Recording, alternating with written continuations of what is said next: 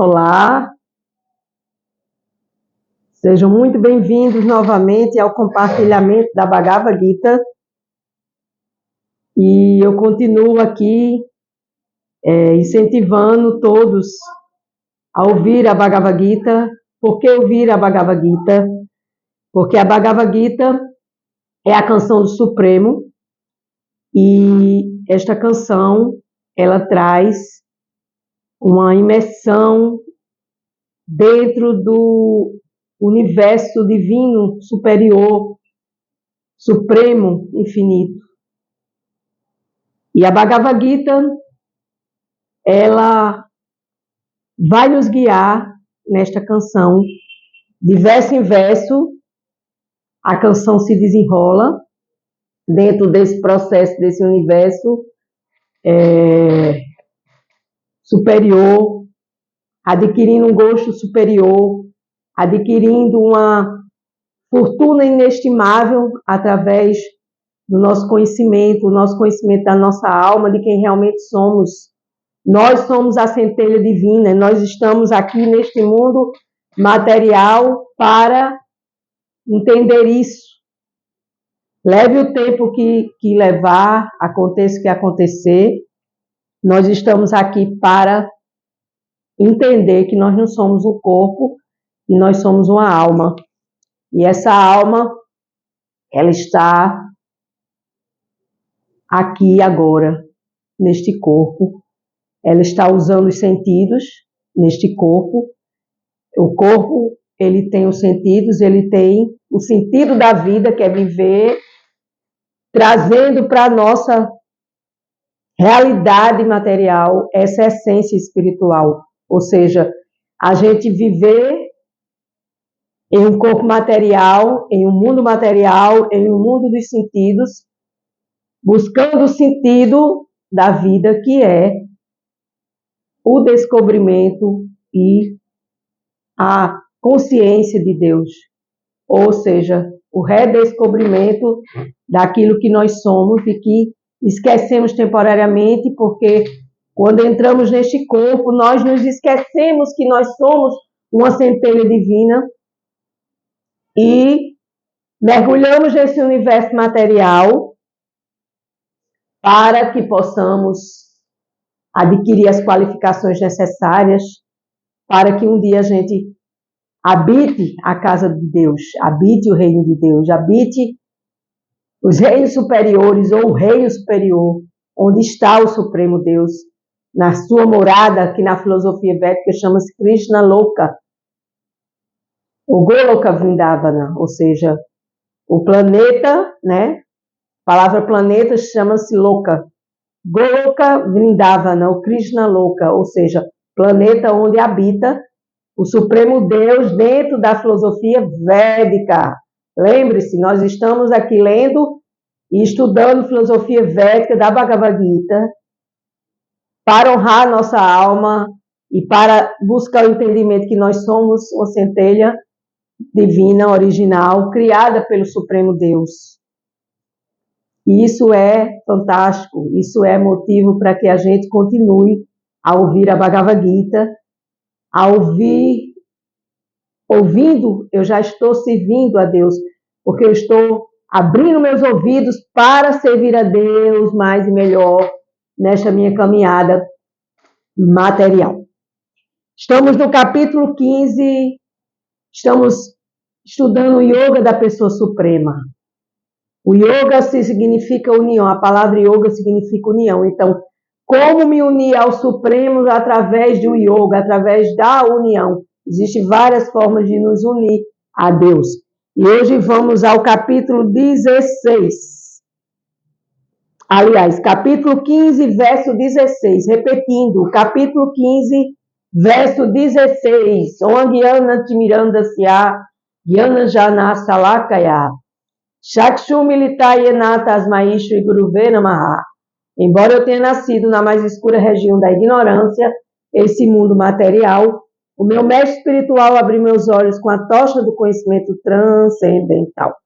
A tal mestre espiritual, eu presto minhas respeitosas reverências, já é Gurudeva, Gurudeva aqui é o guru. A palavra guru significa professor. Então, Gurudeva, o professor dos deuses, de todos os deuses, de todas as classes de ensinamento, o professor superior, o professor infinito, o professor transcendental, onipotente, onipresente, onisciente, chamado de Krishna, a suprema personalidade de Deus.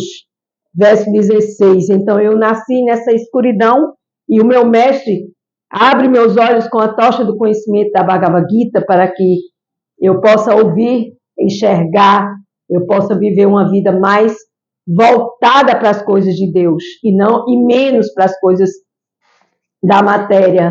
Perdão que aqui a mesa está um pouco balançando, mas o mais importante é que eu estou aqui comigo, eu estou aqui com Deus, eu estou aqui com o Supremo, eu estou aqui com este serviço devocional.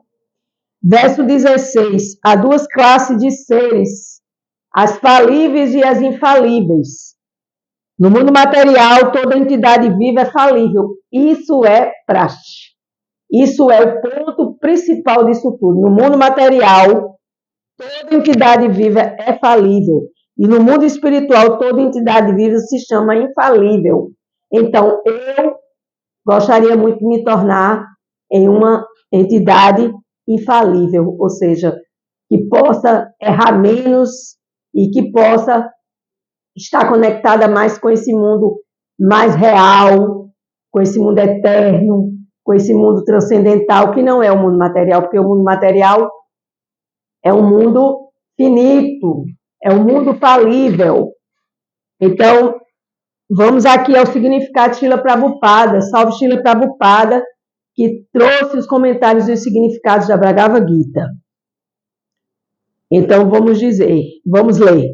Ele diz que as entidades vivas, que são inúmeras, podem dividir-se em duas classes, as falíveis e infalíveis. Ele quem? O Supremo. As entidades vivas são eternamente parte integrantes, separadas da suprema personalidade de Deus. Então, nós somos partes integrantes separadas da personalidade de Deus. Quando estão em contato com o mundo material, elas se chamam Jiva Bhuta. E as palavras utilizadas aqui dão a entender que elas são falíveis. Então, nós somos falíveis dentro deste mundo material falível. E Deus, o Supremo, é infalível, porque Ele é transcendental a todas essas coisas materiais, muito embora todas elas tenham sido criadas pelo próprio Supremo. Aqueles que estão unidos com a Suprema Personalidade de Deus são chamados infalíveis. Então, aqueles que estão unidos a Deus, situados em outros planetas superiores, ou até mesmo no planeta, no reino de Deus mesmo, são chamados de infalíveis porque eles estão em união com Deus. Unidade não quer dizer que eles não tenham individualidade, mas que não há desunião. Então, por que existe tanta desunião aqui neste plano material? Porque nós estamos separados materialmente pela ilusão do Supremo e nós também somos falíveis. Nós não somos seres, entidades infalíveis, porque nós estamos vivendo no mundo material que tudo é falível e entre falência e de que tudo termina. Todos eles vivem em harmonia com o propósito da criação. É claro que no mundo espiritual não existe fenômeno tal como a criação, mas já que é a suprema personalidade de Deus, como se declara no Vedanta Sutra, a pérola dos Vedas, é a fonte de todas as emanações. Então lá tudo já está criado e Deus também pode criar e recriar a hora que Ele quiser. Mas aqui neste plano material, tudo se cria, tudo tem um tempo e tudo se dissolve. Por isso que aqui é falível. O mundo material é falível porque tudo termina. A Suprema Personalidade de Deus declara que há duas classes de entidades vivas. As entidades vivas que lutam neste mundo, munidas da mente e dos 5 sentidos, têm corpos materiais que estão mudando. Nascimento, infância, juventude, velhice e morte. Então, o corpo está mudando o tempo todo. Então, esse corpo, ele vai falindo as suas fases. Ele vai entrando em fases e terminando fase, e entrando em outras até terminar de uma vez por todas a sua história aqui no planeta Terra, indo diretamente para a Terra, quando a alma transmigra e sai do corpo material. No mundo material, a entidade viva passa por 6 mudanças. Acabei de falar: nascimento, crescimento, permanência, reprodução, definhamento e desaparecimento. Isso é para todas as entidades vivas, incluindo os animais. Quando falo em entidades vivas, são todas as entidades que estão vivas com essa energia de Deus aqui no plano material. Então, elas nascem, elas crescem, elas permanecem, elas se reproduzem e elas definham e finito. Acabou-se, faliu a sua existência. Essas mudanças são próprias do corpo material. No mundo espiritual, contudo, o corpo não muda. Não há velhice, não há nascimento e não há morte. Então, minha gente, na casa de Deus há muitas moradas. Então, a forma que a gente tem de sair desse sofrimento, desse samsara, desse ciclo de nascimentos e renascimentos, é a gente buscar não vir mais aqui. E para isso a gente tem que trabalhar arduamente aqui agora, neste plano material, para que a gente possa receber as glórias de Deus e habitar em outros planetas onde não existe esse sofrimento de nascer, crescer, reproduzir, envelhecer e morrer. Isso é muito cansativo para uma alma, todas as vezes, ter que estar nesse ciclo, vivendo essa rotatividade infinitamente cheia de dores e doenças e muitas confusões. Então, a gente tem que pedir misericórdia para Deus, para que Deus nos tire desse cativeiro terreno que é este mundo material. Então, no mundo material, ele não tem, no mundo espiritual não existe velhice, nascimento e morte. Lá tudo existe em unidade. Qualquer entidade viva que tenha entrado em contato com a matéria, a começar do primeiro ser criado, chamado de Brahma, a primeira entidade criada por Deus, Krishna, e indo até a pequena formiguinha de açúcar, está mudando de corpo. Portanto, todos são falíveis. Entretanto, no mundo espiritual, todos tendo características iguais são libertos. Então, nós somos falíveis. E os seres que já transcenderam este mundo se tornam em habitações de corpos diferenciados, onde não existem essas mutações fisiológicas e materiais dentro desse mundo material. Então, vamos meditar nesse verso 16. Verso 17.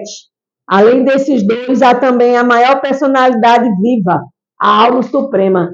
Maior personalidade viva. Verso 17, capítulo 15, a yoga da suprema, da pessoa suprema. Então, a maior personalidade viva chama-se alma superior suprema. O próprio Senhor imperecível, que não está subordinado a nascimento, velhice e morte. E nem está subordinado a nenhuma subordinação de toda a criação, de todas as casas e planetas que foram criados pelo Supremo Deus. Então, a alma suprema, o próprio Senhor imperecível, que entrou nos 3 mundos e os mantém. Então, o mundo divino, espiritual e material são os 3 mundos. O divino, onde estão habitando as divindades, onde estão habitando as almas que estão num processo espiritual avançado, superior. O mundo espiritual, onde as almas saem daqui e vão diretamente para esse mundo espiritual.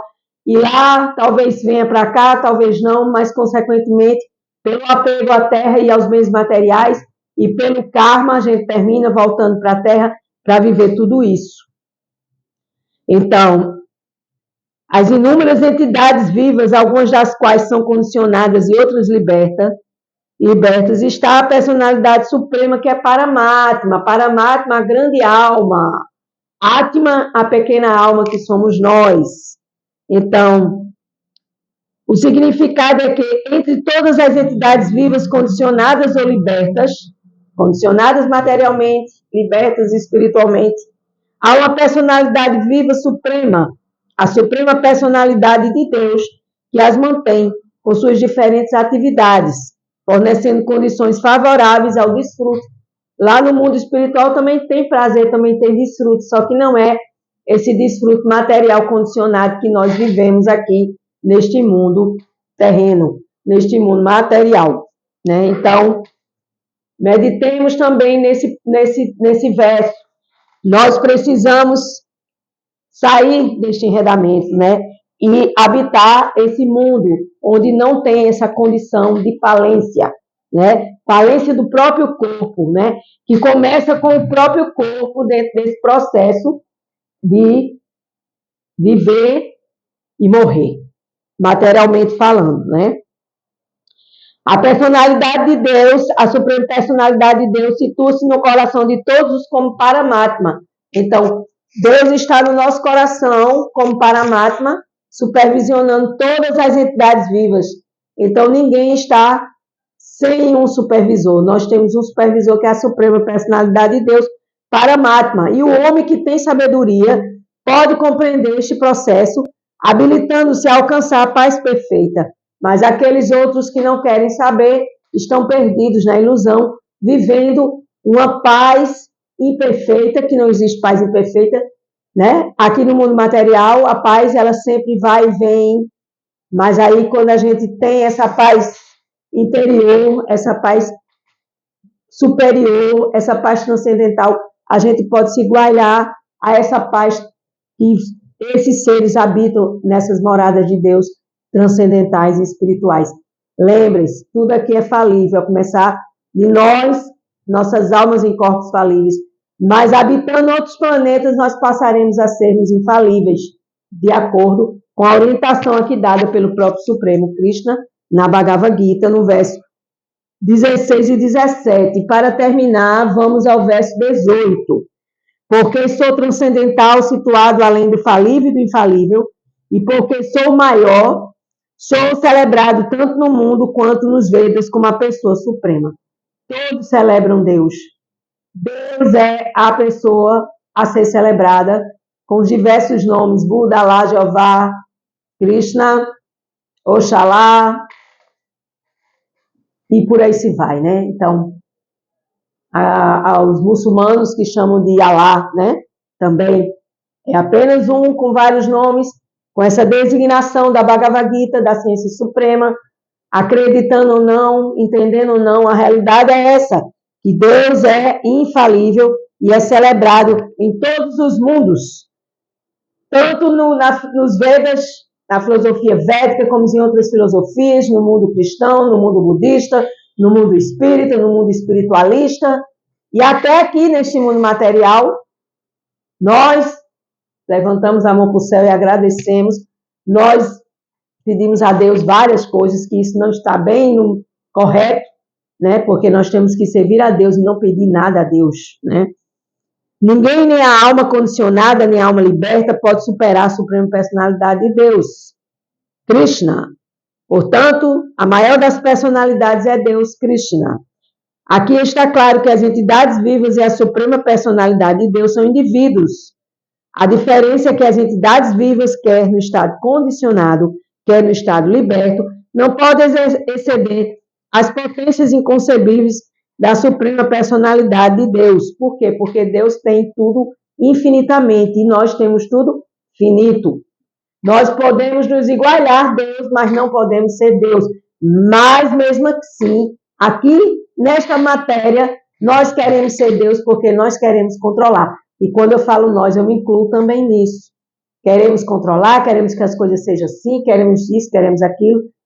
E nada acontece. Por quê? Porque nós não somos Deus. Deus é o Deus e acabou. Né? Deus, Deus e ponto final. Né? Então, é incorreto pensar que o Senhor Supremo e as entidades vivas estão no mesmo nível, são iguais em todos os aspectos. Isso é delírio, isso é ilusão. Né? Entre suas personalidades sempre pairará a questão da superioridade e da inferioridade de Deus e da alma, do Para-Atma, da grande alma, da pequena alma, Atma, e de todas as expansões de Deus, que existem várias expansões de Deus, nós é que não sabemos porque nós estamos na ignorância e não Queremos sair dessa ignorância e não queremos aprender, não queremos estudar, só queremos lá, lá, lá, e esse lá, lá, lá, termina, e você fica aí boiando, desesperado, atrás de uma boia salvadora, e essa boia salvadora é a Bhagavad Gita, que vai lhe orientar e vai lhe levar de volta ao Supremo.